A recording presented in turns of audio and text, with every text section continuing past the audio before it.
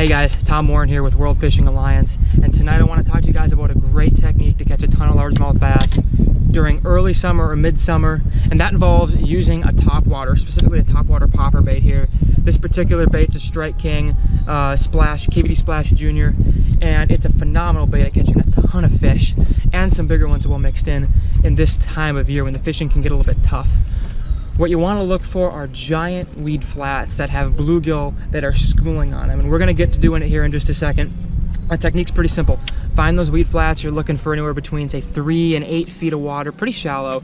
Throw that popper over them where you see them schooled up, or maybe you see them on your depth finder, the marks on your screen. Throw it over top of them, fish it very quickly, and you're gonna get a ton of explosive bites with some bigger fish mixed in as well. The retrieve is pretty simple. If I'm in clear water, I wanna fish a little bit faster so that those fish don't get quite as good of a look at it. Dirtier water, I'll let it sit for a little bit longer, use a little bit harder pops to get the fish's attention. Tackle is pretty simple as well, just your standard 7 foot or so, medium or medium heavy power rod. You don't want a rod that's too long because you're pointing the rod tip down as you fish it, and you don't want the rod tip hitting the water if you're a shorter person, or even if you're a taller person, can still happen. Line is really the key thing here over rod. I like to use braid. 20 or 30 pound is going to be good. You want to be able to make long casts, and that braid has no stretch, so when you make a long cast, you set the hook, you've got them right away. Monofilament's okay. The little extra give in that line, the stretchiness, can help you out with treble hooks. You won't lose as many fish, but you don't want to use fluorocarbon because of its sinking characteristics. You won't be able to work the popper correctly. So now that you know about the technique, we're gonna get out there, put that popper to use, see if we can't catch some fish.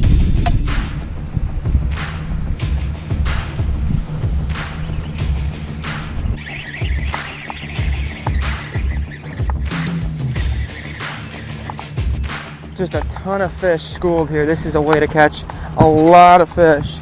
You'll definitely catch your big ones too, but it's really a good numbers technique, especially when you use a little bit smaller popper like I've got here. So I'll talk about in a second. That's just a small fish. Like I was talking about, that junior size, it's really good for getting those numbers of bites. The key thing, like I mentioned, to look for is all those bluegills. You can see them straight in front of me, schooling everywhere. You actually don't have to get right on top of them like a lot of people think. You have to like reel the bait in and throw it right over where they are, because sometimes the bass aren't right in the same school, but they're around them and they're pushing them around.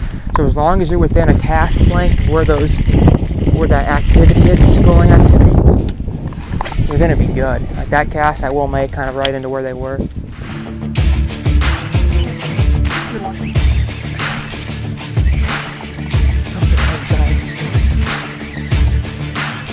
Oh yeah, buried in the grass too. Get in here, buddy. Oh, get the bass and the grass together, see that? This is exactly how you want them to eat it right there. Tons of fun. One more thing I'll recommend about whatever popper you choose to buy is that it has feathers there on the back tin. Now mine are pretty worn out there, and I'm gonna have to replace that treble hook, but I think feathers, a feather on that back treble hook really makes a difference in your catch rates. Another one on popper here. Calling them in at this point. Next time you guys have an evening free, go find your favorite local lake, find a weed flat, grab some poppers, catch tons of fish like this.